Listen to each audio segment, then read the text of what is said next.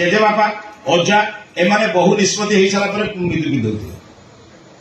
ବୟସ୍କ ଲୋକ ଯାଉଥିଲା ଏ ଘର ଏଇ ଝିଅଟି ମୋ ବୋହୁ ହବ, ବୁଢା ପିନ୍ଧେଇ ଦେଇ ଆସୁଥାଏ। ଏଇଟା ହେଲା ନମୁନା। କଣ ବୁଝୁଛ ତ? ସ୍ୱାମୀ କେବେ ଦେଖିଲି ସ୍ତ୍ରୀକୁ, ସ୍ତ୍ରୀ କେବେ ଦେଖିଲି ସ୍ୱାମୀ। ଆରେ ମୂର୍ଖ ହେଇଗଲ ଆଜ୍ଞା।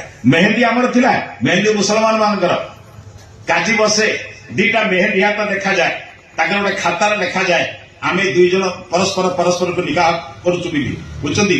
ଦୁଇ ଜଣଙ୍କର ହାତ ଦେଖାନ୍ତି, କାଜି କଣ କରେ ସେ ହାତରେ ପକେଇ ସାରିଲା ପରେ ଲେଖିଦିଏ। ଲେଖିଲେ ସେମାନେ କିଏ ଟିପ ଦିଏ, କିଏ ଦସ୍ତଖତ করে ଯାହା କରେ।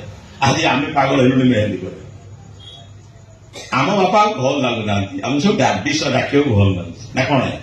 କେତେ ପୁରୁଣା ବାପା ଡାକିବୁ କହିଲୁ, ଯାହା 2-4 ବର୍ଷ ଡାକିଲୁ କେତେ ବାପା ଡାକିବୁ? ଆଉ ଏବେ ଟିକେ ବଦଳେଇବା ନା।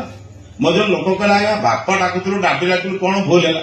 ମୁଁ କହିଲି ଯଦି ପୁରୁଣା ଜିନିଷଟା ଖରାପ ଲାଗୁଛି, ପୁରୁଣା ସୂର୍ଯ୍ୟକୁ ବ୍ୟବହାର କାହିଁ କରୁଛ? ପୁରୁଣା ପୃଥିବୀ କାହିଁ ବ୍ୟବହାର କରୁଛ? ପୁରୁଣା ପବନ କାହିଁ ବ୍ୟବହାର କରୁଛ? ନୂଆ ପବନ କରୁନ।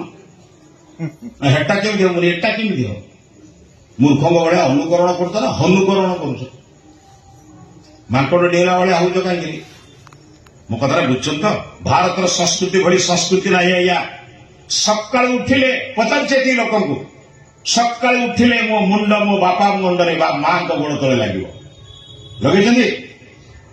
ଦେଖନ୍ତୁ, ଯେଉଁ ଘରେ ପୁତ୍ର କନ୍ୟା ମାନେ